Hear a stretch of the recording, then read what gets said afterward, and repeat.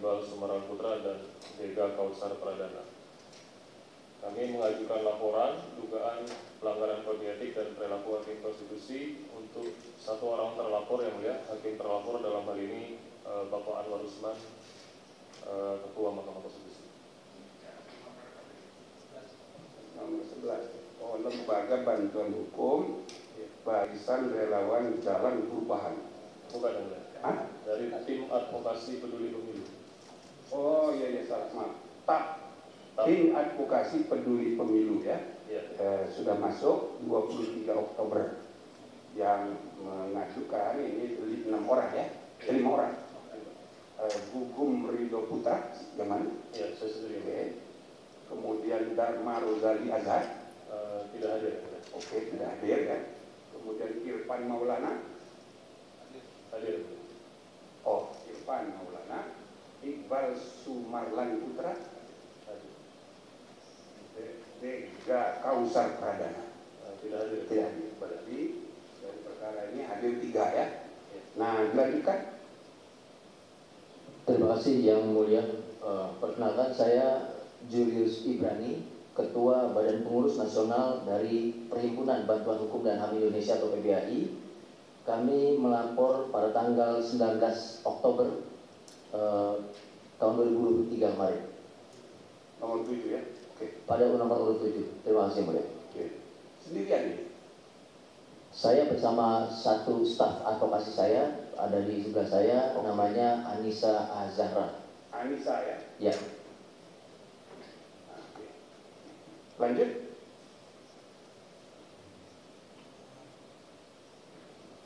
Baik, bismillahirrahmanirrahim. Assalamualaikum warahmatullahi wabarakatuh. Yang mulia, perkenalkan kami dari Advokasi Rakyat untuk Nusantara. Nama saya Yudi Rijali Muslim. Saya sebagai Ketua Bidang Hukum dan HAM Advokasi Rakyat untuk Nusantara. Pada hari ini saya bersama dengan Ketua Umum saya yang mulia, yaitu Dr. Bob Hasan, SHMH. Kami mengajukan pelaporan pada tanggal 19 Oktober 2023 terhadap satu hakim Mahkamah Konstitusi yang bernama Profesor Saldi Isra. Demikian Yang Mulia, terima kasih. Wassalamualaikum warahmatullahi wabarakatuh. Nama saudara Fernando. Namanya Yudi Yang Mulia. Oh, enggak tertulis di sini. Ya. Silakan Pak Ketua Umumnya. Jalan Ketua Umum. Terima kasih. Pengusaha besar ini, Bob Hasan. Bob Hasan yang sama pengusaha kalau saya berusaha. Oh. Tadi sebagaimana sudah dijelaskan oleh tim kami bahwa sewaktu kita memberikan laporan ada beberapa tim, tetapi yang hadir pada hari ini kami berdua, pimpinan Majelis Kehormatan, saya dengan Bob Hasan selaku Ketua Umum. Pada intinya sama penyampaian dengan Saudara Yudi Rizal Ramli. Demikian pimpinan. Baik, Pak Fernando tidak hadir ya? Pak Fernando sekjen kami tidak bisa hadir berhalangan. Baik, lanjut. Terima kasih Yang Mulia. Assalamualaikum warahmatullahi wabarakatuh. Nama saya Furkan Jurdi dari Perhimpunan Pemuda Madani. Bersama dengan saya Rimpo Bugis, pelapor 2 dan Ihsan, pelapor 3. Siapa? Pelapor 3? Ihsan. Satu Furkan Jurdi, kedua Rimpo Bugis, ketiga Ihsan Fisabilillah. hadir semua, 3-3? Hadir semuanya. Mana dia orangnya? Oh, iya. Oke. Ya. Tanggal 16 Oktober ya? 16 Oktober. Yang terlapornya 3? Terlapornya 3 hakim konstitusi, yaitu Profesor Anwar Usman, kemudian Marhan MP Sitompul, kemudian Guntur Hamzah. Oke, kita lanjutkan. Assalamualaikum warahmatullahi wabarakatuh. Waalaikumsalam. Sejahtera. Kami dari Perkat Nusantara dan Tim Pembela Demokrasi Indonesia hadir 6 orang.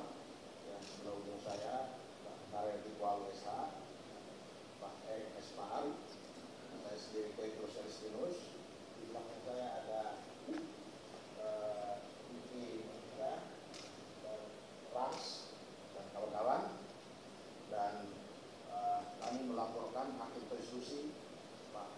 Usman. Terima kasih. Ini 6-6-nya hadir ya? Hadir. Wah, paling semangat dulu. Yang dicatat di sini terlapornya 9. Apa 1 apa 9?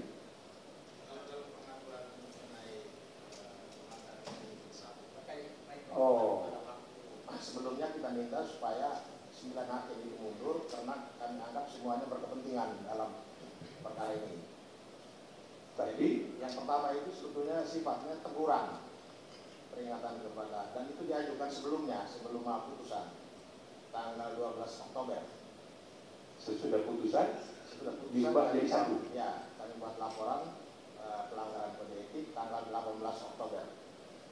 Jadi kita catat di sini 1 orang ya. Atau 9? 1. Oke, kalau gitu yang 8 coret ya. Nah, ini penting untuk klarifikasi karena kita kan harus dengar pembelaan mereka.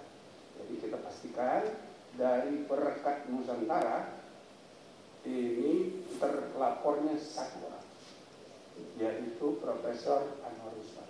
Ya. Lanjut, mana lagi? Yang hadir sudah habis. Nah, kita lanjutkan ke yang Zoom. Siapa ini yang Zoom ini? Yang paling jauh dulu barangkali dari Australia. Silakan. Ini Indrayana. Ya. Oke, silakan. Terima kasih. Terima kasih yang mulia. Kami pelapor atas nama Denny Indrayana.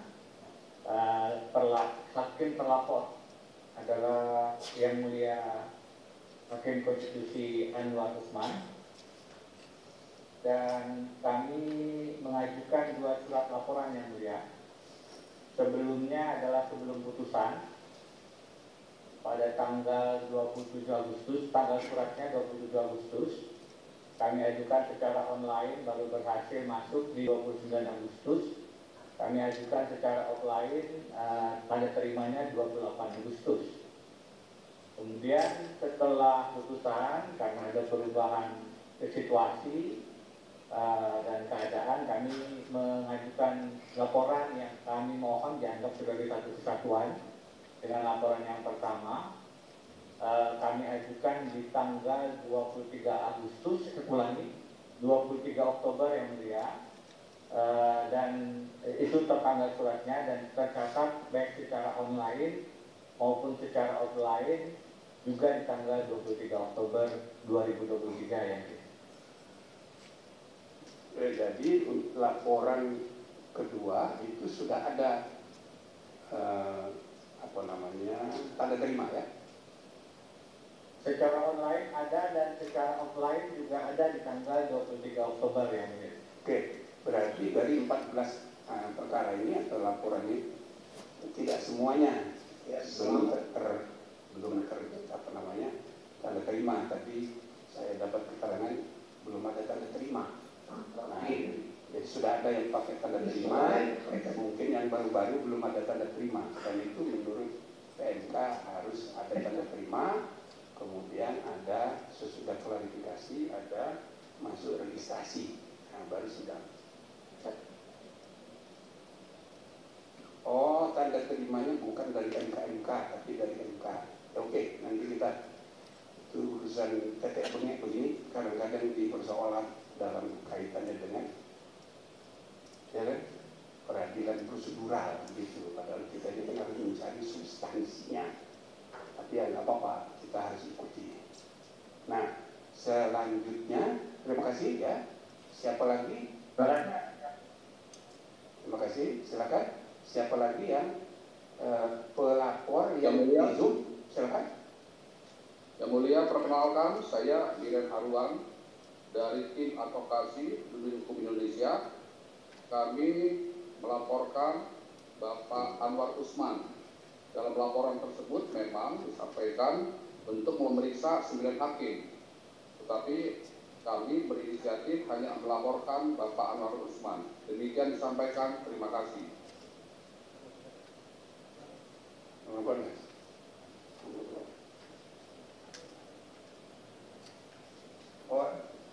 Tim Advokasi Peduli Hukum Indonesia itu ya?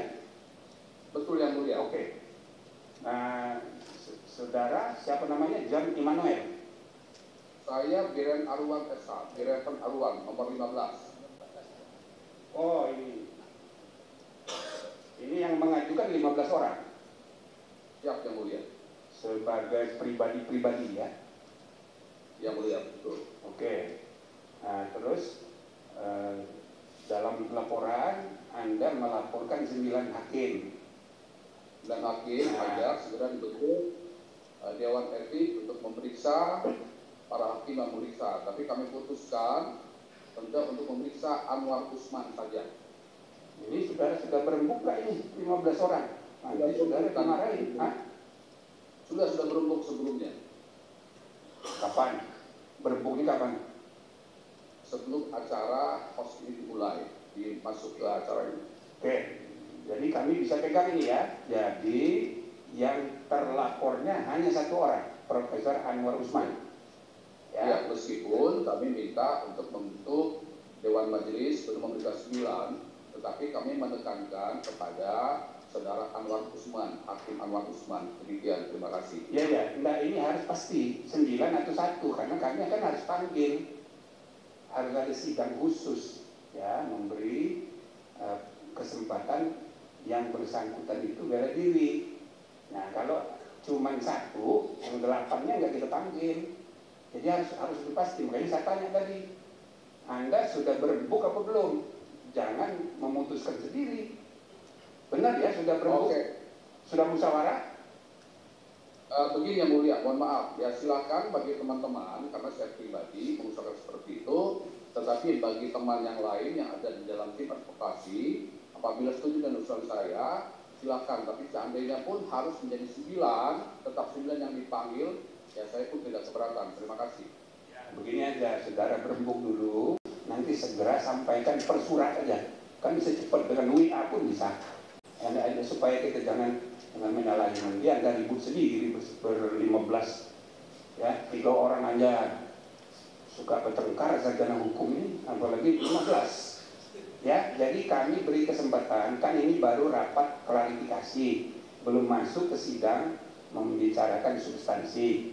Nanti kalau saudara sesudah rapat ini mengadakan musyawarah, sepakat jadi 1 saja, tolong segera dikirim surat resminya. Baik Yang Mulia. Ya, gitu ya. Baik. Nah, baik, siapa lagi di Zoom? Sudah berapa ini? Izin Yang Mulia. 1, 2, 3, 4, 5, 6, 7. Nah, yang nomor 8 siapa? Izin Yang Mulia. Ya, yang mana siapa? Ya, silakan. Ya, saya Andi dari Lembaga Bantuan Hukum Cipta Karya Keadilan, ditemani sama rekan saya Ahmad Fahmi Yustirandi. Dalam hal ini mengajukan laporan terpisah terhadap 2 hakim konstitusi, yaitu Hakim Konstitusi Saldi Isra dan Hakim Konstitusi Arif Hidayat. Pengajuan kami ajukan pada tanggal 23 Oktober 2023 Yang Mulia. Terima kasih Yang Mulia. Oke, jadi saudara sendirian ini sebagai apa? Sebagai lawyer? Bukan Yang Mulia. Ya, saya belum tanya sih kepentingan hukumnya apa ya, tapi kita catat aja dulu. Jadi saudara mengajukan 2 surat terpisah, 1 terlapornya Profesor Saldi, yang kedua Profesor Arif Hidayat. Oke. 9 dan 10. Oke. Nah, kalau gitu tinggal berapa ini sudah? Ada lagi yang belum di Zoom? Izin Yang Mulia. Tunjuk tangan biar kelihatan. Silakan. Oh, di mobil ya. Ya, silakan. Saya kembali di jalan Yang Mulia. Jadi kami sudah memasukkan laporan pada tanggal 19 Oktober terhadap Yang Mulia Hakim Konstitusi Saldi Isra perihal dugaan pelanggaran kode etik Yang Mulia. Jadi dari mana siapa ini? Namanya dulu, kenalkan nama dulu. Siapa? Ya, saya perkenalkan nama saya Ahmad Fatoni. Oh, Fatoni. Perwakilan dari Lisan, Advokat Lisan, Lingkar Nusantara, Yang Mulia.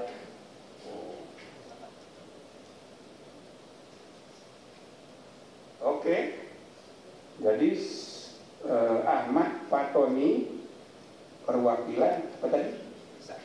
Perwakilan dari advokat Lisan Lingkar Nusantara. Insan Nusantara. Lisan kepanjangannya Lingkar Nusantara yang mulia. Tertulis resmi begitu ya di surat ya. Tertulis yang mulia. Oke, siapa lagi? Sudah berapa nih? 10. Siapa lagi yang belum di Zoom?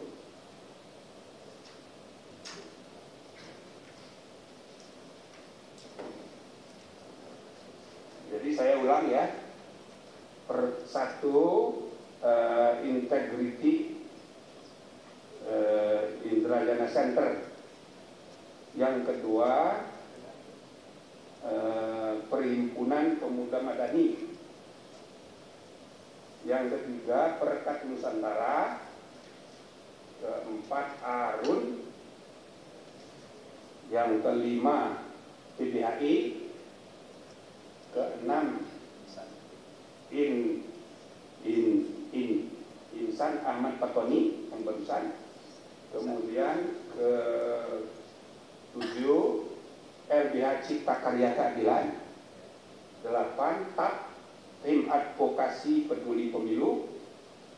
9, Denny Indrayana ada 2 ini.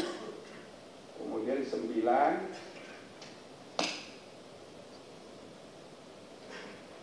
Tim Advokasi Peduli Hukum Indonesia. Berarti yang belum hadir ini ada 1, 2 ya, belum hadir ya. 1, Lembaga Bantuan Hukum Barisan Relawan Jalan Perubahan, yaitu Saudara Roynald Christian Pasaribu. Yang kedua, Perkumpulan Aktivis Pemantau Hasil Reformasi Bandot Malera. Yang ketiga, LPPN, Lembaga Pemantau dan Pengawas Pejabat Negara. Jadi ada 3 pelapor yang belum hadir ya. Benar? Itu tidak ada di Zoom? Tidak ada ya. Nah, baik saudara-saudara sekalian, saya ucapkan selamat datang bagi saudara-saudara sekalian. Saya berharap Anda manfaatkan dengan sebaik-baiknya forum ini. Majelis Kehormatan ini baru dibentuk, sebelumnya namanya Dewan Etik, sekarang ini Majelis Kehormatan. Bisa permanen 3 tahun, tapi untuk yang kali ini ad hoc dulu, yang ini dulu, karena mendesak ini. Nah, jadi status sementara MK ini ya ad hoc untuk mengatasi kasus yang terjadi sebagai akibat putusan MK berkaitan dengan syarat capres ya yang sangat kontroversial. Nah, ini perlu diketahui, ini perkara belum pernah terjadi dalam sejarah umat manusia. Ya, seluruh dunia, semua hakim dilaporkan melalui kode etik. Baru kali ini, gitu ya. Jadi saudara-saudara sekalian, terlepas dari saudara ini berasal dari mana, ya. Sekarang ini masyarakat politik itu terpecah 5. Kubu sini, kubu tengah, dan kubu antara. Pada marah semua. Nah, jadi kasus putusan terakhir ini menarik perhatian seluruh rakyat Indonesia. Ini bagus, harus disyukuri. Itu loh, untuk public education, bagus sekali ini. Civic education, bagus sekali. Ini nggak ada orang yang tidak membicarakan MK sebulan ini. MK semua dengan segala macam ya emosinya. Nah, bagus itu. Jadi kalau kita lihat dari langit, waduh, ini harus disyukuri, bagus ini. Dan yang membuat sejarah itu di saudara-saudara ini yang melapor ini. Gitu loh. Jadi saya ucapkan selamat datang di sini dan ya mari kita ya syukuri. Jadi maksudnya dengan semangat bersyukur gitu, jangan marah-marah juga di sini. Biasa-biasa aja kita adu ide aja gitu. Sekarang ini akal sehat itu sudah dikalahkan oleh akal bulus dan akal pulus. Akal pulus itu untuk uang, kekayaan, akal bulus itu untuk jabatan. Akal sehat sekarang lagi ya terancam oleh dua, iblis kekuasaan dan iblis kekayaan. Nah, maka majelis kehormatan MK ini harus kita manfaatkan untuk menghidupkan gitu akal sehat itu. Hal itu yang harus menuntun ke arah kemajuan peradaban bangsa. Nah, ini kan urusan tetek bengek ini rebutan jabatan. Nanti sudah dapat jabatan, pakai pula untuk jabatan lebih tinggi lagi. Itu orang yang rebutan kekayaan sama, dapat kekayaan dia pakai untuk mencari kekayaan lebih banyak lagi. Jadi semua orang ini tidak caring, sharing, giving to the country. Ya, kebanyakan orang itu hanya taking, asking, requesting, dan bila perlu robbing. Gitu. Ini gara-gara neoliberalisme di pasar ekonomi politik kayak gitu. Maka akal sehat itu kalah. Nah, saya berharap saudara-saudara datang ke sini dengan semangat, kita hidupkan ini akal sehat. Terlepas dari latar belakang kita masing-masing. Ya, ketahuan lah ini Julius Ibrani kira-kira itu siapa ini? Ya kan? Kelihatan seles Tiagus nih. Ya, kira-kira dukung siapa bisa dibaca, tapi nggak usah kita omongin. Kita bicara akal sehat aja di sini. Gitu ya. Nah, selanjutnya saya mau tanya dulu. Ini masing-masing berapa dari 10 ya? 10 ya. Nah, ini untuk ngecek ya, kami harus ngecek. Kepentingan hukum saudara ini apa?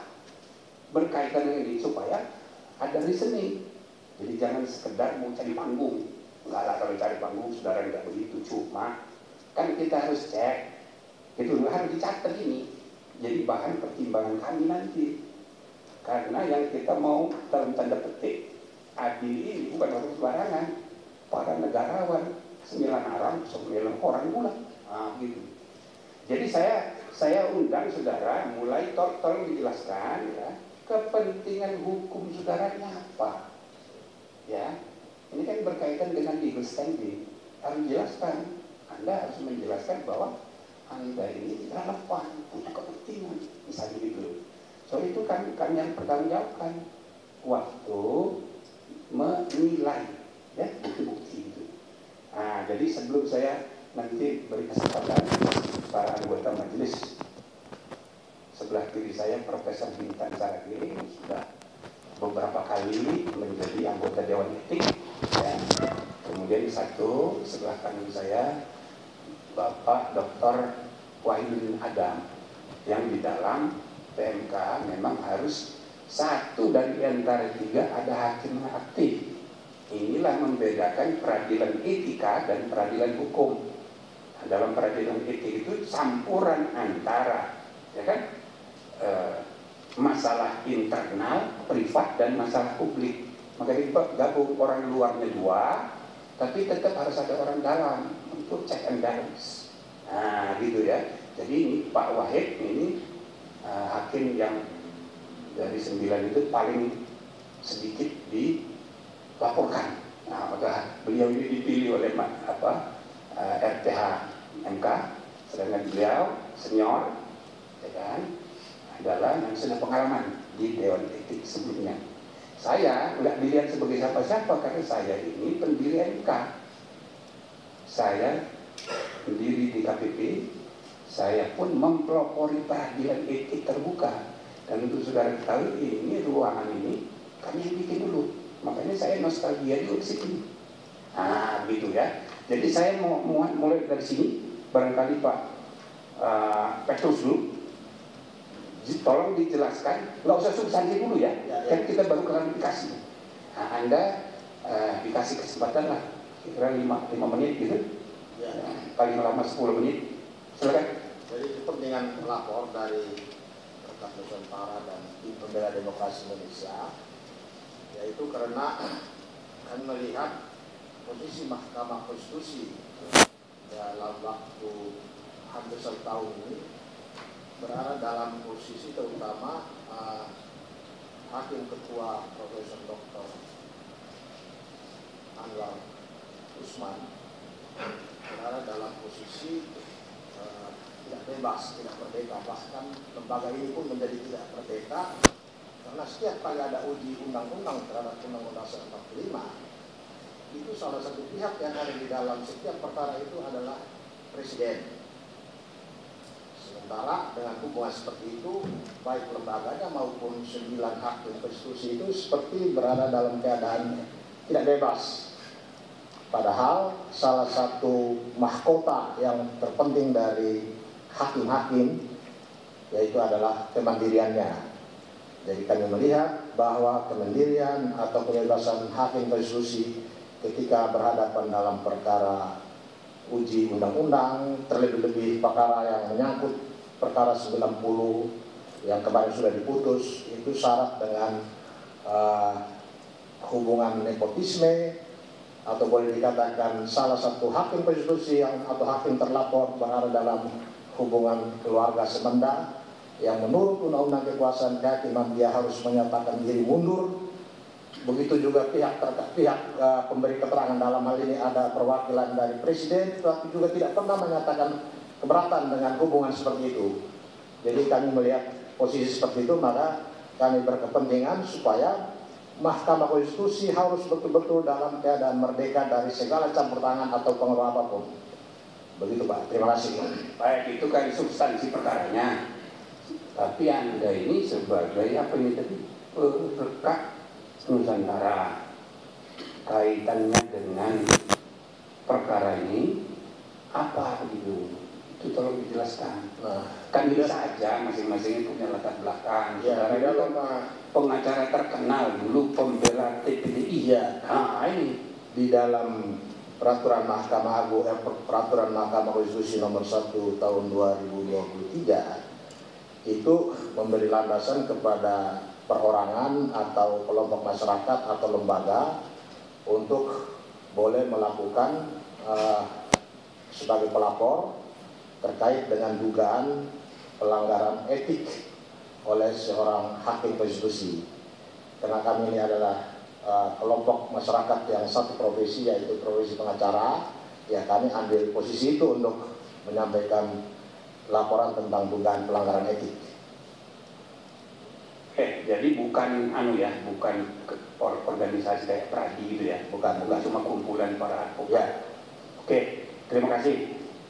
Nah, yang kedua saya lanjutkan, Pak, itu apa yang di depan di meja saya ini, saya sebut aja dulu Pak Denny, integrity. Saya silakan, apa kepentingan hukum saudara, atau ibaratnya kalau judicial review, apa kerugian konstitusional saudara itu dengan persoalan etika ini? Apa saudara sebagai caleg atau sebagai lawyer, apa sebagai profesor? Nah, ini kan campur aduk nih, bagaimana? Silakan.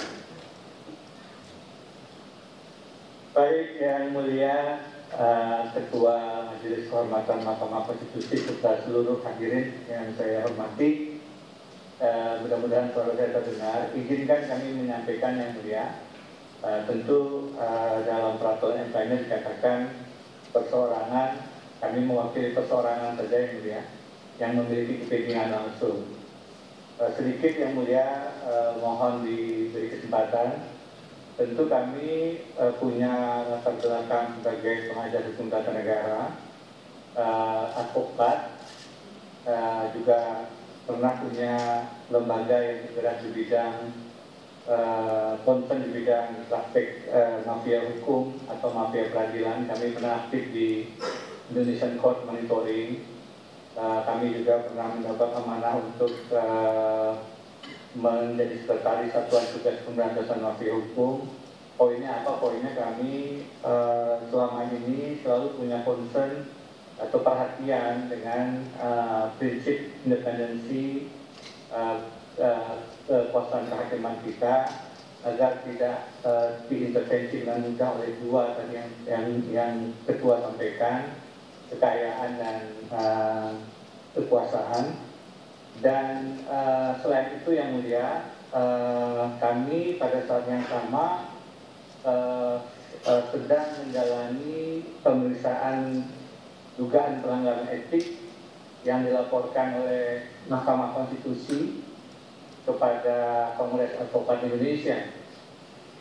Dan di dalam jawaban kami menyatakan bahwa salah satu alasan kami melakukan langkah-langkah advokasi publik terkait dengan yang disampaikan putusan MK sistem pemilu yang tertutup atau terbuka adalah karena kami melihat perlu kontrol yang lebih efektif kepada Mahkamah Konstitusi, salah satunya lewat publik.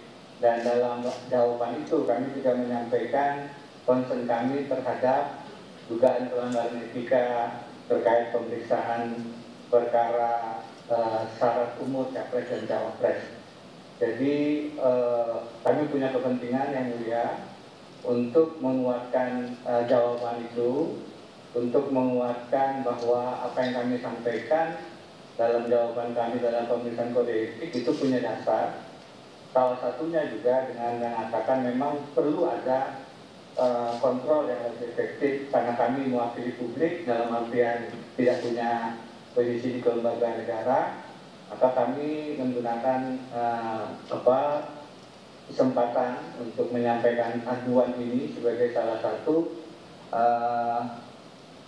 penguat daripada apa yang kami sampaikan dalam jawaban dalam perkara etik yang sedang kami jalani, yang kira-kira demikian. Terima kasih.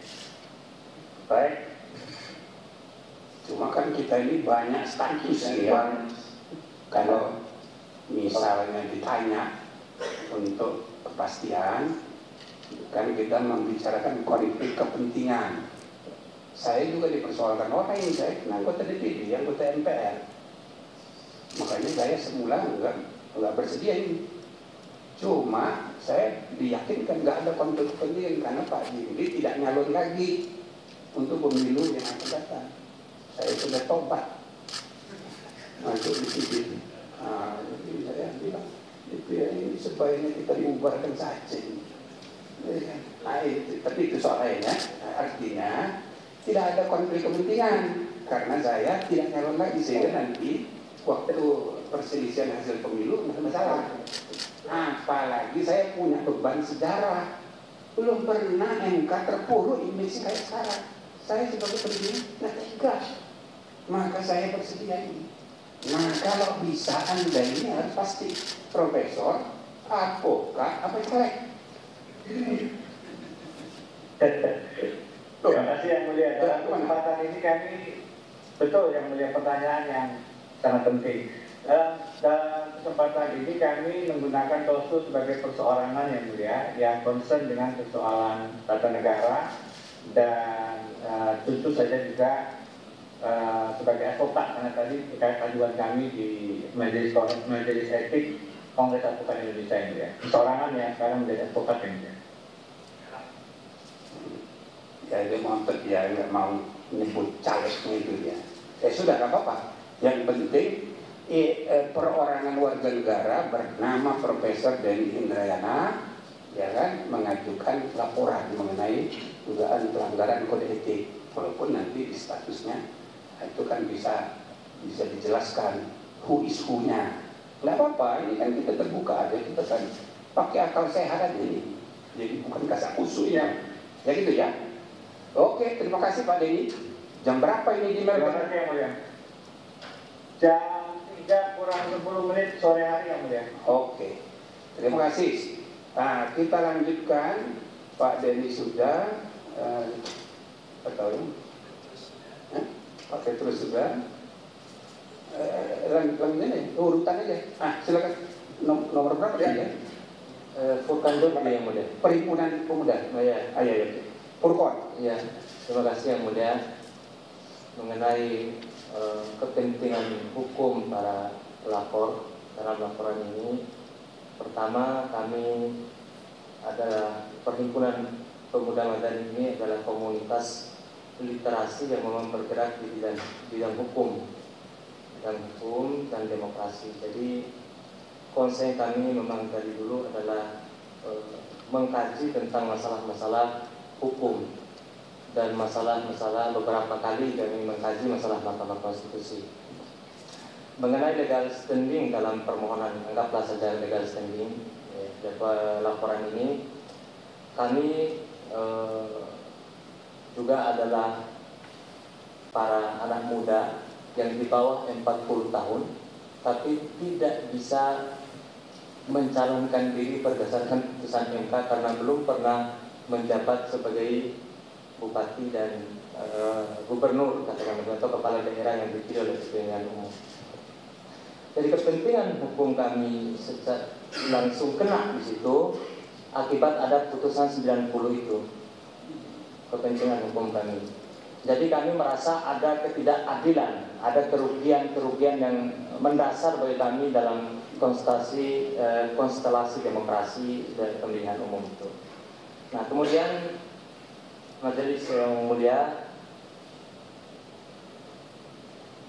saya kira sebagai warga negara juga kami berhak untuk melakukan pengawasan atau kontrol terhadap pejabat negara, karena hakim Mahkamah Konstitusi itu adalah pejabat negara yang apabila putusan-putusannya, dalam hal ini putusan mengenai pengujian undang-undang atau norma satu undang-undang itu pasti akan berlaku secara meluas, dan itu pasti akan secara langsung akan berdampak kepada kami para terlapor.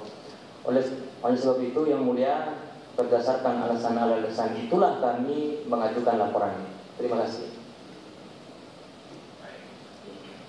Baik, jadi persoalan soal pengalaman itu ya, bukan soal 40-nya.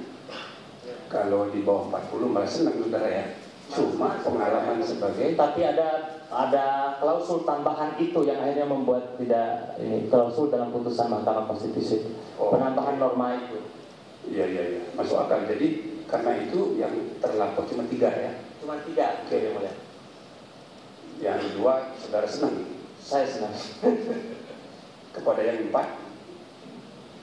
Yang sebenarnya yang saya kurang senang itu 2, yang conclusive opinion. Tapi karena mereka sebenarnya harus ditempatkan sebagai pendapat yang berbeda sebenarnya. Karena mereka frasa mereka itu kan saya nanti aja. Ya, pokoknya enak itu yang mulia, saya berterima kasih kepada mereka karena tidak berpendapat dengan 3 ini. Oke. Ngomong-ngomong tadi umur saudara berapa? 31 tahun yang mulia. Oh, iya. Pantas. Oke. Sudah, saudara Purkon sudah. Siapa lagi nih, Pak? Pak Petrus sudah. Pak Bob Hasan. Pak Bob Hasan. Sedang berusaha yang mulia, berusaha untuk mendekatkan apa yang menjadi harapan yang mulia, pertanyaan tentang kepentingan hukum kepada kami ya. Saya mencoba menggambarkan terlebih dahulu dari perspektif awal bahwa kita mengenal political of law dan supreme of law, dan kedua hal ini adalah sangat berkaitan sekali karena kita sama-sama tahu bahwa ada peristiwa politik sehingga lahirnya Mahkamah Konstitusi, bahwa dalam reformasi kebutuhan yang kemudian untuk merasionalisasi trias politikal, bagaimana legislatif atau pembuat undang-undang yang menjadi representasi daripada parlemen, yang kemudian juga itu boleh dikatakan sebagai kelompok-kelompok, agar berkurang kekuasaan tersebut sehingga tergulirnya ya order reformasi. Sebagaimana kita ketahui, reformasi itu adalah reform kembali kepada Pancasila dan Undang-Undang Dasar 1945 sebagai form maupun format bangsa kita. Maka 2003 kita sama-sama tahu Mahkamah Konstitusi coba membelah ya. Dengan berdirinya Mahkamah Konstitusi kita membelah agar kepentingan-kepentingan politik yang di masa Orde Baru tidak dikehendaki oleh masyarakat itu tidak terjadi lagi, sehingga penggawa diletakkan kepada Mahkamah Konstitusi sebagai penggawa konstitusi itu sendiri. Maka oleh karenanya kita melihat dalam Supreme of Law di sini, saya mengacu kepada Undang-Undang Nomor 2 tahun 2014 tentang Majelis Kehormatan. Di situ telah terlihat pula bagaimana penegakan hukum, sebagaimana apa yang wajib dilakukan, yang tidak wajib, bahkan yang dapat disebut sebagai melanggar yang dilakukan oleh hakim Mahkamah Konstitusi. Ini sangat sama sekali tidak mencerminkan terhadap politik hukum yang berangkat daripada peristiwa politik di order reformasi, bila mana atau ketika ada seorang hakim Mahkamah Konstitusi yang notabene adalah sebagai seorang negarawan yang menyatakan bahwa ini adalah legal policy yang bukan, dan seluruhnya kenapa dilemparkan kepada Mahkamah Konstitusi persoalan-persoalan ini, sehingga itu melahirkan atau menjadi satu persepsi publik Mahkamah Konstitusi ini menjadi tidak manfaat sebagaimana cita-cita tahun 2003 berdirinya Mahkamah Konstitusi. Itu yang menjadi dasar pemikiran kami, latar belakang kami, dan dari sini saya berharap Yang Mulia dapat melihat di mana kepentingan hukum yang kami laporkan pada kesempatan ini. Dan sebagai warga negara tidaklah layak, oleh karena saya coba masuk sedikit substansi sebagai advokat, saya tahu persis bagaimana dissenting opinion. Dissenting opinion bukanlah political opinion, bukanlah sebagai emotion opinion, tetapi betul-betul harus mengacu kepada pokok perkara. Perkara apa yang sehingga menjadi perbedaan pendapat itu, tetapi tidak dengan serta-merta sekian hari dalam waktu yang dekat, atau ini saya singkat-singkat Yang Mulia, selama berpengalaman di dalam Mahkamah Konstitusi, hal ini tidak mendidik, bahkan inilah yang membelah persepsi publik sehingga timbulnya persepsi-persepsi yang negatif. Demikian Yang Mulia. Terima kasih ya Pak Bob Hasan, terkenal sejak zaman Orde Baru. Iya, saya pikir sudah tua, ternyata masih muda. Baik, kita lanjutkan. Sama sudah tadi ya. Nah, sekarang Pak Julius. Baik, terima kasih Yang Mulia. Saya mewakili PBHI secara kelembagaan. Jadi dalam konteks administrasi kami merujuk pada akta pendirian termasuk perubahan terakhir dari PBHI yang pada intinya memiliki visi untuk terwujudnya negara yang menjalankan kewajibannya untuk menghormati, melindungi dan memenuhi hak asasi manusia serta mempromosikan nilai-nilai hak asasi manusia. Dalam kerja-kerjanya kami bagi menjadi 3. Pertama, memberikan bantuan hukum dan penyuluhan hukum kepada seluruh warga negara Indonesia, yang mana kami juga tercatat sebagai organisasi bantuan hukum di Kementerian Hukum dan HAM. Yang kedua, menyelenggarakan kegiatan-kegiatan ilmiah seperti seminar, lokakarya dan juga penelitian. Dan yang terakhir, poin kelima adalah melakukan advokasi hak asasi manusia. Jadi perlu kami sampaikan juga dalam hal advokasi hak asasi manusia ini juga termasuk advokasi kebijakan atau policy advokasi. Salah satunya adalah dengan mengajukan uji material atau permohonan pengujian undang-undang terhadap undang-undang dasar ke Mahkamah Konstitusi, termasuk juga dengan mekanisme pihak terkait dan juga pelaporan terhadap dugaan pelanggaran kode etik hakim konstitusi. Jadi mungkin perlu dicatat juga, saya pribadi dan juga PBHI mungkin adalah pihak yang paling banyak melaporkan hakim konstitusi sepanjang lembaga ini berdiri, Yang Mulia. Tujuannya satu, kami tidak ingin mempermalukan, tapi tadi pesan dari Yang Mulia Prof. Jimli kami pegang teguh. Kami menginginkan marwah dan integritas hakim konstitusi sebagai representasi dari Mahkamah Konstitusi sendiri. Makanya kami amat sangat menyayangkan dahulu kami sudah beberapa kali menyampaikan laporan, akan tetapi tidak memiliki perbaikan, hingga akhirnya beberapa hakim konstitusi menghadapi masalah hukum di KPK. Kami sangat berharap ada perbaikan ke depan dan tidak terjadi hal-hal yang demikian, agar legitimasi masyarakat ke Mahkamah Konstitusi tetap pada level yang tertinggi.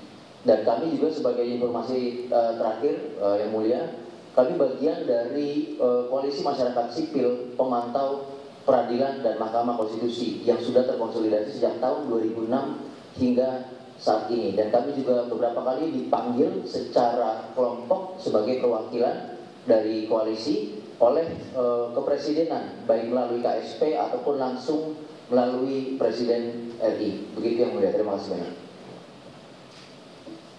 Hebat saudara, panggil presiden. Itu artinya civil society itu penting. Walaupun Anda nggak punya senjata, nggak punya apa-apa, tapi kita harus perkuat civil society. Jangan hanya negara ini ditentukan oleh politik, partai, state, civil society, dunia usaha, dan media harus seimbang. Yang paling lemah itu adalah ya civil society. Padahal negara kita didirikan oleh civil society. Infrastruktur sosial ekonomi politik sesudah merdeka itu kooptasi dari infrastruktur sosial ekonomi politik civil society. Oke, jadi sekarang bagus ini, terusin aja walaupun yuk kurus itu kayaknya duitnya kurang ini. Gak apa-apa, ya. Nah, media juga begitu tuh, ya kurus-kurus itu. Kecuali kalau ada wartawan yang agak gemuk, ini menceritakan. Oke, kita teruskan. Gak apa-apa, pakai bercanda-bercanda dikit kan gak apa-apa. Biar jangan tegang. Oke, lanjutkan. Baik, terima kasih yang mulia. Kami dari Tim Advokasi Peduli Pemilu (TAPP), sebagaimana hukum acara, kami memahami bahwa kualifikasi yang kami pilih dalam hal ini adalah sebagai kelompok orang yang mulia dalam profesi kami sebagai advokat. Kami adalah advokat yang concern pada isu pemilu dan beberapa kali menangani perkara-perkara judicial review terkait isu pemilu. Nah, spesifiknya kepentingan kami apa? Karena ini memang ditentukan dalam hukum acara. Di dalam pasal 1 angka 8 itu pelapor harus membuktikan mempunyai kepentingan langsung dengan substansi yang dilaporkan. Nah, jadi yang mulia, dalam posisi kami sebagai advokat ada setidaknya 2 kepentingan kami yang dirugikan secara langsung. Pertama adalah kepentingan kami terkait moral profesi kami. Kenapa moral profesi? Karena kami sebelum berpraktik sebagai advokat, kami disumpah menurut Undang-Undang 18 tahun 2003, dan ada satu poin sumpah itu yang menyebutkan bahwa sebagai pemberi jasa hukum kami akan bertindak jujur, adil, dan bertanggung jawab berdasarkan hukum dan keadilan.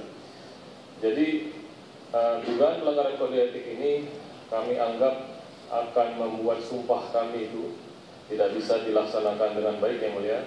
Karena bagaimanapun juga ketika perkara yang kami tangani di sebuah peradilan, bukanlah kami yang memutus ya, pada akhirnya itu akan diputus oleh palu hakim. Nah, kemudian kepentingan yang kedua, ini kepentingan terkait teknis profesi. Tadi yang pertama terkait moral profesi, yang kedua tentang teknis profesi. Apa itu maksudnya? Putusan yang kemarin yang dipermasalahkan, putusan 90 ini tentang undang-undang pemilu yang mulia. Dan sekarang persis kami juga sedang melaksanakan persidangan pengujian undang-undang yang sama. Nah, di dalam perkara nomor 129. Nah, karena terjadi dugaan pelanggaran kode etik, ya, kami khawatir kalau dugaan pelanggaran kode etik ini tidak ditangani dan tidak diputus oleh MK, dan kami khawatir itu akan terjadi langsung dengan perkara juga yang sedang kami tangani. Yang mulia, pada akhirnya di dalam laporan ini tanpa bermaksud membahas substansinya, kami sudah melaporkan perbuatan yang sangat spesifik. Ada 2 bentuknya, kami tidak akan sebutkan. Ada 2 perbuatan spesifik sekali dugaan pelanggaran etik yang pada intinya itu melanggar azas yang sudah sangat dikenal, yaitu nemo iudex in causa sua. Seorang hakim tidak boleh mengadili substansi yang menyangkut kepentingannya sendiri. Nah, pada intinya itu yang mulia, kami sebagai advokat berharap mudah-mudahan MK ini bisa mengembalikan marwah Mahkamah Konstitusi kembali, supaya kehidupan kehidupan berbangsa dan bernegara kita bisa berjalan sebagaimana mestinya. Terima kasih. Baik, lupa tadi saya namanya Gugum ya, Gugum Ridho Putra. Gugum, apa tuh artinya Gugum ini? Kalau biasanya saya, Gugun, ini iya. M ya? Iya, kalau kata saya artinya gagah kan. Oh, sudah kita ikut aja Bapak. Punya prerogatif ya. Baik, terima kasih Saudara Gugum. Nah, sekarang mana lagi yang belum tadi? Ahmad Patoni. Kan sudah tadi. Oh belum. Kami belum yang mulia. Oh iya silakan. Ahmad Patoni ya. Oh bukan yang mulia, dari tim advokasi lebih hukum yang mulia. Ahmad Patoni yang mulia. Oh iya ya silakan. Pertama-tama saya mohon izin yang mulia untuk mematikan kamera karena sedang di perjalanan. Jadi sinyalnya kurang stabil yang mulia. Oke. Kalau kita jadi yang pertama saya mewakili dari Advokat Lisan. Advokat Lisan ini panjangannya adalah Lingkar Nusantara yang mulia. Jadi konten kami itu adalah memang advokasi di bidang hukum terkait dengan kepemiluan yang mulia. Nah, berbicara kepentingan hukum kita singkat saja yang mulia, bahwa tadi sebenarnya sama dengan pesan yang sebelumnya, karena kita adalah komunitas advokat, ya kan, dimana kalau kita berpraktek bekerja itu banyak bersinggungan dengan aparat penegak hukum yang lain, seperti hakim, jaksa, dan polisi. Kalau seandainya kedepannya terjadi lagi hakim dalam memutus perkara seperti yang kami laporkan ini kepada Profesor Salih Fitra, yang dimana kami melihat dalam pertimbangan hukumnya lebih kepada banyak pendapat subjektif dari yang bersangkutan yang mulia. Kami menilai semestinya dalam memuat pertimbangan hukum lebih mementingkan aspek yuridis yang mulia. Nah kalau ini kedepannya menjadi jurisprudensi dan bisa ditiru oleh hakim-hakim yang lain, kami melihat akan ada kekacauan hukum yang mulia. Jadi disitulah kami bergerak, ya kan, Advokat Lingkar Nusantara untuk melaporkan adanya dugaan pelanggaran kode etik ini yang mulia. Terima kasih Saudara Ahmad Patoni ya. Lanjut. Terima kasih kemudian. Silakan. Dari kasus lebih hukum ya. Jadi perkenalkan kami ini komunitas advokat ya yang mulia, yang melakukan pengawalan terhadap semua kebijakan maupun peraturan-perundangan. Kami di sini melaporkan ya, sebetulnya dalam laporan kami meminta inisiatif mulia kepada Dewan Etik ya untuk memeriksa 9 hakim konstitusi.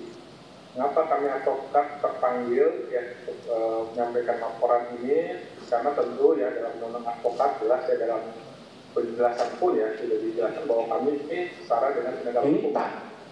Ini tak nih tim advokasi ya. Sama dengan Gugum tadi. Oh lain. Beda ya. Oke. Terus.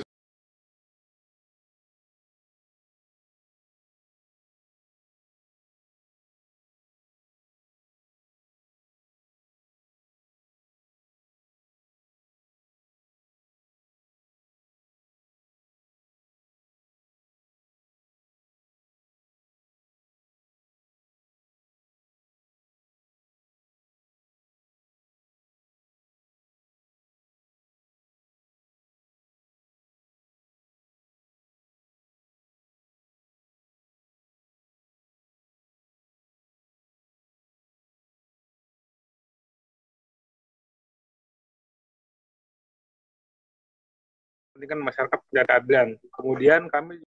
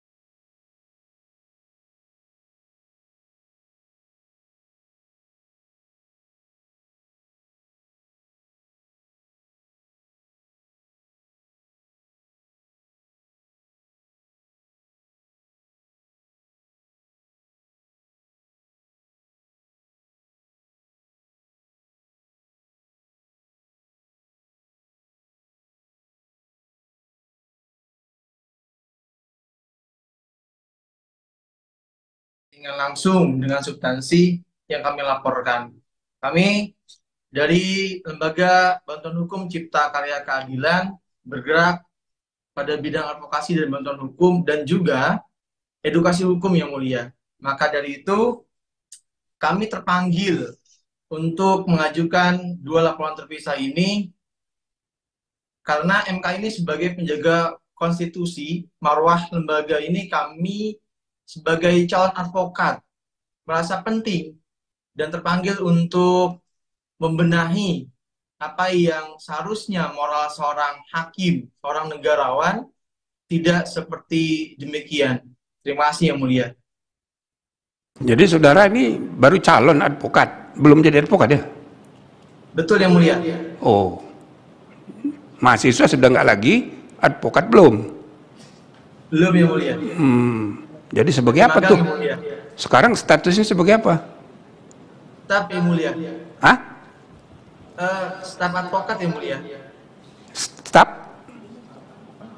Staf advokat. Oh, staf pegawai advokat. Kenapa nggak advokatnya yang maju? Kok saudara teken sendiri? Yuk bikin konser. Hah? Baru selesai kemarin PKPA-nya yang mulia. Oh, nunggu SK. Ya. Kalau saya saudara sukses ini cepat keluar SK itu. Hah? Oke, jadi itu nanti kami pertimbangkan ya. Jadi kan soal legal standing itu kan sudah ada aturannya, nanti bergantung tafsirnya. Apakah ini memenuhi syarat atau tidak memenuhi syarat. Nah, ini juga jadi pembelajaran bagi Anda. Tidak semua warga negara 270 juta tiba-tiba mengajukan laporan semua. Kelengar kita, gitu loh. Jadi memang harus ada pembatasan. Nah, jadi Anda statusnya ini staf dari kantor advokat, ya, alumni. Betul, dari mana? Ya. Alumni mana? Fakultas Hukum mana? Universitas Pamulang yang mulia. Universitas Pamulang. Wah, saya kasih kuliah umum kemarin di situ baru. Oke, terima kasih, saudara.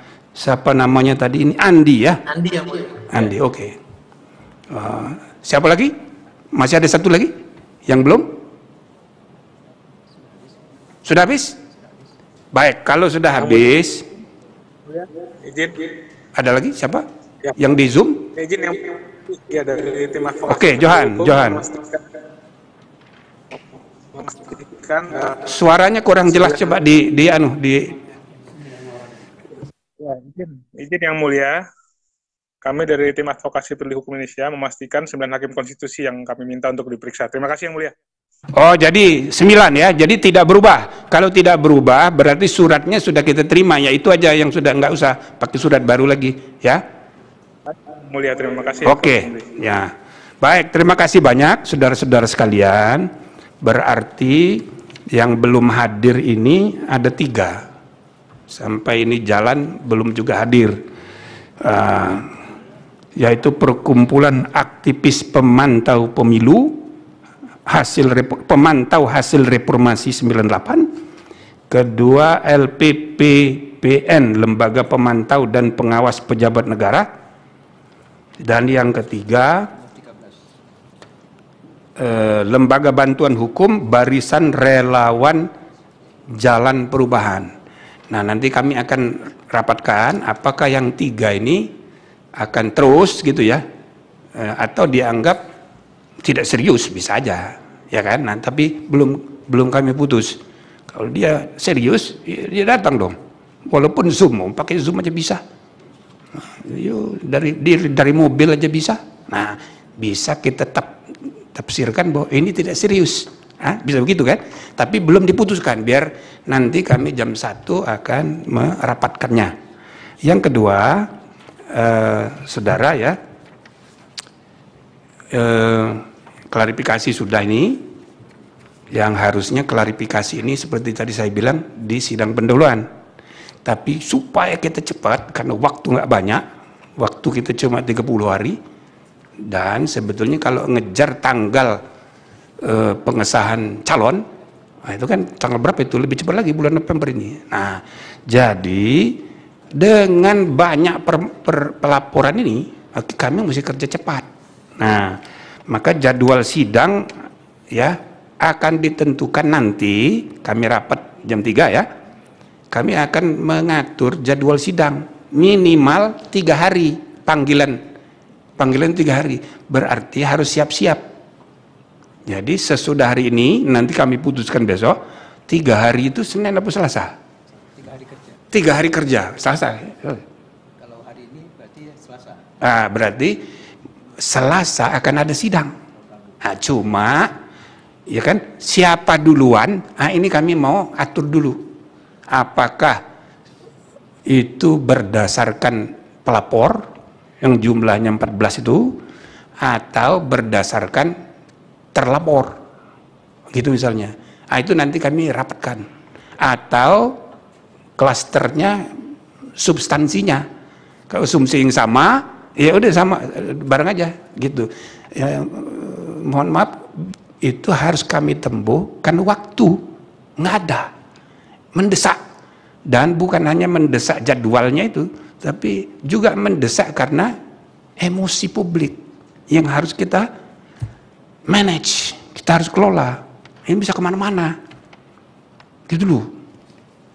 Ini nggak usah kan orang masyarakat biasa, pejabat-pejabat itu pada emosi semua ini. Menteri-menteri emosi semua. Telepon saya emosi. Aduh, dalam hati saya, kok setingkat juga emosional. Gitu loh Pak Petrus. Jadi kita di sini udah kita pakai akal sehat, jangan emosi. Ya, Anda juga nanti jangan emosi. Jadi harus siap-siap. Nanti sidangnya itu mulai Selasa. Cuma siapa yang duluan biar kami rembuk. Gitu ya. Nah, kalau misalnya sudah dipanggil sidang itu sekaligus ya mengulangi sedikit ini klarifikasi dan sekaligus pembuktian. Jadi misalnya saudara udah siap mau menghadirkan saksi, misalkan menghadirkan ahli untuk memperkuat pembuktian Anda, silahkan dari sekarang disiapin. Nggak usah nunggu proses-proses administrasi tetek bengek yang ya kan kadang-kadang sarjana hukum itu sangat prosedural gitu, melihat hukum titik koma. Itu bukan SH tapi STK, sarjana titik koma. Saya berharap Anda jangan begitu ya. Jadi siapin dari sekarang, diantisipasi berbagai kemungkinan itu. Kalau ada perlu saksi, perlu apa untuk memperkuat, Anda punya argumen nantinya. Oke, itu ya. Tapi biar kami rapatkan dulu nanti siang jam 1. Jam 1 sesudah rapat ini selesai. Ya, mungkin 12 kita bisa mulai. Saya kira itu sebagai penjelasan umum. Saya undang Profesor Bintan, barangkali ada yang mau ditanyakan kepada saudara-saudara pelapor. Silakan Pak.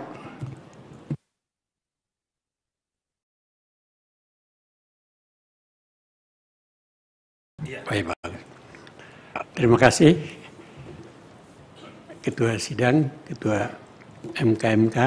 Saya hanya berharap ya, karena kemungkinan besar sebagian besar dari kawan-kawan ini akan lanjut nanti, karena mungkin maksudnya juga lanjut ya, kecuali kalau kita baca ada sekedar main-main di dalamnya itu kita akan coret ya. Tapi kalau sudah seperti ini semuanya serius, kami ingin hari gilirannya dibawa buktinya ya. Buktinya itu diperkuat. Kalau ada tambahan bukti silahkan. Boleh kok menambahkan buktinya. Supaya nanti sidang kita ini serius. Karena ini disorot oleh masyarakat ya. Pembuktian ini. Juga kalau ada saksi. Saksinya itu dikasih tahu sama kita lebih cepat ya Pak ya. Saksinya dikasih tahu supaya bisa digilir waktunya. Ini hanya sampai tanggal 24 November maksimal. Ya Pak Wahid ya. 24 November selesai ini ya. Jadi tolong dibantu, saling membantu kita. Jadi ini serius, kemudian masyarakat menunggu, tapi bapak-bapak juga kawan-kawan rekan ini menyiapkan bukti yang diperlukan. Dan kalau mengajukan saksi juga saksi yang benar-benar bisa menguasai apa yang menjadi kita ini. Ya, apa menjadi bahasan kita ini. Jadi ini yang saya harapkan. Jadi 3 hari sesudah besok, berarti hari Selasa. Mungkin giliran Bapak hari Selasa mungkin juga, tapi pasti dapat giliran semua yang sudah sepakat kita untuk maju. Itu yang bisa saya sampaikan. Terima kasih. Pak Wahid, silakan. Cukup. Ini hakim yang paling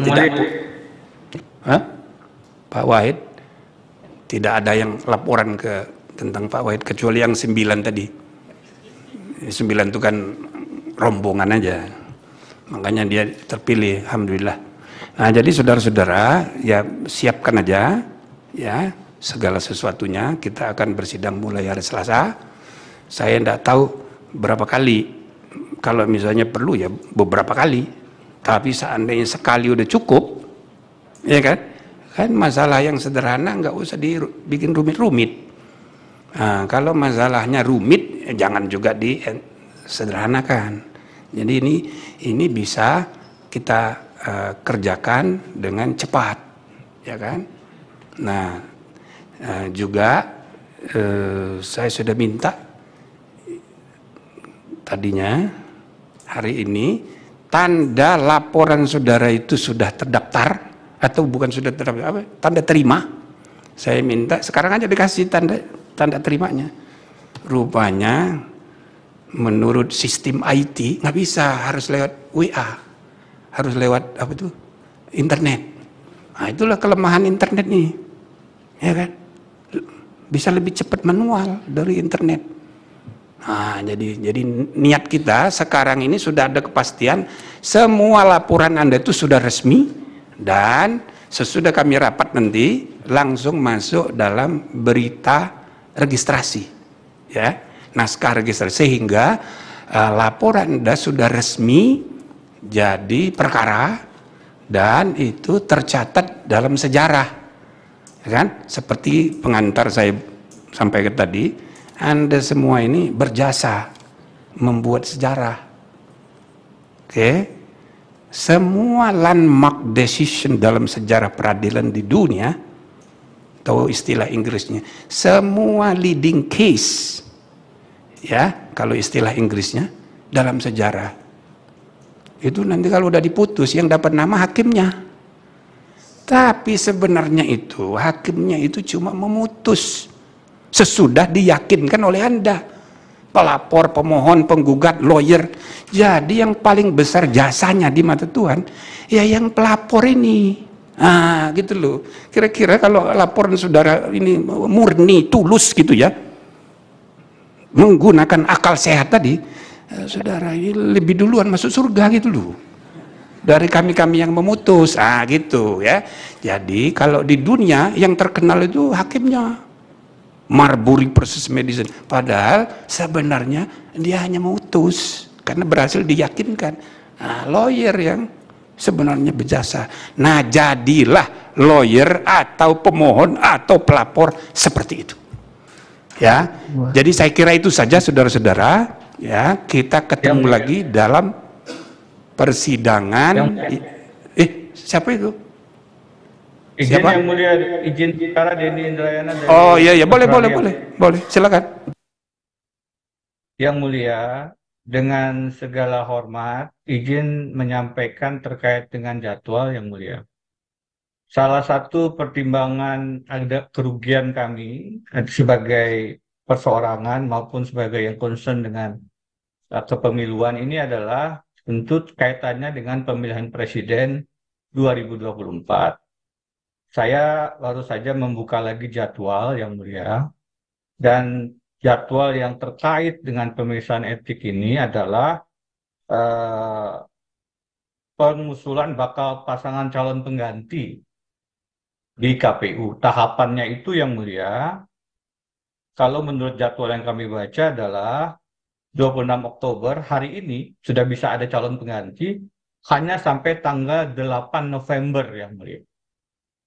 Dan itu artinya hanya kalau kita berhitung hari kerja dari sekarang sampai tanggal 8 November, itu hanya ada, saya tadi hitung 10 hari kerja. Saya tidak tahu apakah ini akan menjadi pertimbangan yang mulia, tentu saja. Tapi salah satu kenapa kami punya maksud untuk, tadi kalau yang mulia mengatakan serius, hadir, salah satu yang menjadi perhatian publik dan pertanyaan publik adalah apakah ada gunanya pemeriksaan ini, karena concern kami dengan putusan 90 yang kontroversial itu sebenarnya adalah keterkaitannya dengan pasangan calon di Pilpres 2024 dan waktu terakhir untuk mengajukan penggantiannya adalah 8 November yang 10 hari kerja dari sekarang. Karena itu tentu dengan kebijakan yang mulia, dengan kewisdoman yang mulia, kami hanya ingin menyampaikan mohon dipertimbangkan dengan waktu yang terbatas ini, apakah memungkinkan kita melaksanakan dengan cepat, dan tentu saja akhirnya banyak hal yang harus diakselerasi, termasuk pemeriksaan-pemeriksaan, seandainya memungkinkan keterkaitannya dengan masa pendaftaran pengganti tadi yang berakhir di 8 November 2023. Demikian yang mulia. Terima kasih. Baik, jadi nanti jadwal sudah sulit ini. Kami ini kan baru dilantik kemarin. Saya ini sudah dihubungi bulan lalu. Sudah saya nggak mau, saya bilang jangan saya, yang lain aja. Tapi saya diminta lagi. Alasannya ya kan saya nggak nyalon lagi. Ya sudah, karena memang saya punya beban sejarah. Kita bikin MK ini bukannya gampang. 5 tahun pertama itu dimarah-marahin semua orang. Itu loh. Nah, dapat gedung ini juga setengah mati, apalagi gedung sebelah. Ya, gitu. Jadi kami sebagai rombongan generasi pendiri nggak tega ini membiarkan. Cuma kan saya sudah bilang ini minta lagi. Mungkin di internal MK juga banyak pertimbangannya, sehingga kami baru dilantik kemarin. Nah gitu loh. Nah jadi ya sudah, apa yang sudah terjadi nggak usah disesali. Yang penting kita cepat ini kerja ini. Makanya hari ini langsung kita bikin rapat, dan bahkan kita terabas sedikit. Itu kan yang sidang pendahuluan itu. Kita terabas sedikit. Dan lebih penting lagi untuk mengelola opini publik, kita bikin terbuka. Coba saudara pelajari itu PMK. Itu kan harus tertutup. Gitu. Nah, tapi dengan kesepakatan Anda semua tadi, karena kalau tertutup atau terbuka pilihannya itu soal kerugian kepentingan yang dirugikan itu siapa? Itu si termohon, terlapor bukan termohon. Nah, jadi tetap harus tertutup pada prinsipnya, tapi untuk pembuktian oleh pelapor kita bikin terbuka. Anda sepakat tadi sudah kan? Nah, jadi ini kan soal kesepakatan. Hukum itu kan kontrak publik. Makanya Undang-Undang Dasar itu disebut kontrak sosial. Kesepakatan aja itu jauh lebih penting. Nah, kedua mengenai yang diminta oleh Pak Denny itu ya harus diterima, apa boleh buat gitu ya. Nanti kami rapatkan bagaimana way out-nya untuk misalnya yang rombongannya Pak pelapor Pak Denny dan kawan-kawan atau integrity law office ini apa didahulukan atau dibelakangkan. Jadi mungkin karena sifat laporannya agak sedikit beda dengan yang lain.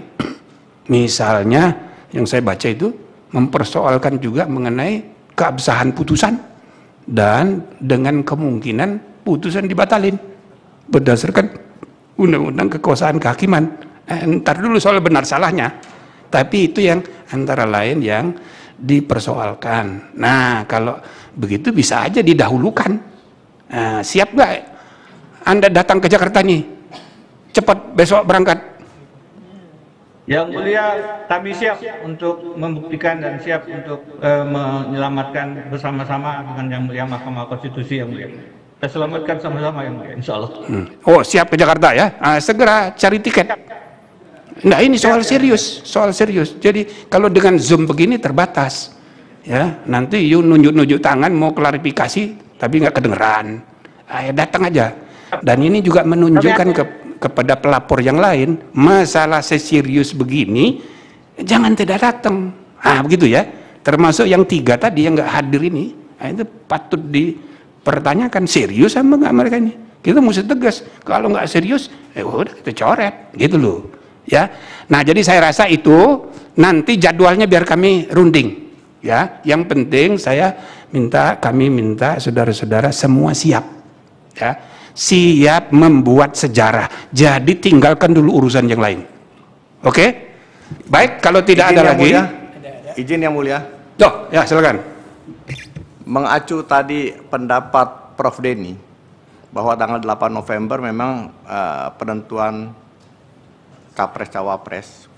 Mungkin kalau yang mulia berkenan, hari Senin kita mulai untuk pembuktian, syukur dengan kesaksian. Kemudian dikasih waktu lagi mungkin Selasa ya untuk kesaksian. Saya kira itu untuk mempercepat yang mulia. Dan saya kira Prof. Denny punya jet pribadi bisa langsung terbang ke Jakarta. Terima kasih yang mulia. Begini, kita ini sudah banyak melanggar ini. Ya bukan melanggar sebetulnya. Kalau melanggar itu kontra legem, bertentangan. Kalau ini tidak sesuai, pria. Jadi nggak sama dengan yang diatur. Makanya saya bilang kita tafsirkan bahwa sidang harus tertutup itu kenapa idenya. Nah, selebihnya kita runding. Nah, itu bukan melanggar tapi tidak sesuai. Nah, cuma jangan terlalu banyak juga. Ini kan sudah diatur 3 hari panggilan. Gitu loh. Ini kan baru dipanggil kemarin saudara-saudara ini kan. Nah, tapi karena semangatnya hadir semua. Nah gitu, saya ucapkan terima kasih tuh. Nah, cuma kalau pertanyaannya, bagaimana kalau Senin? Nah, saya tanya Pak Wahid, waduh banyak banget kita melanggar nih. Sebenarnya bukan melanggar, bisa aja kalau disepakati. Tapi biar kami rundingkan nanti rapat, kira-kira, udahlah Selasa aja mulai. Berarti Selasa, Rabu, Kamis, kan giliran. Nah bisa 1 kali cukup, bisa juga 2 kali, tergantung. Ya, kadang-kadang kita mesti sabar juga. Ya, saya kira begitu ya. Jadi pokoknya siap Selasa ya. Terima kasih banyak. Dengan demikian rapat klarifikasi ini kita anggap cukup. Alhamdulillahirobbilalamin. Dengan ini saya nyatakan ditutup. Assalamualaikum warahmatullahi wabarakatuh. Hadirin dimohon berdiri. Majelis Kehormatan Mahkamah Konstitusi meninggalkan ruang rapat.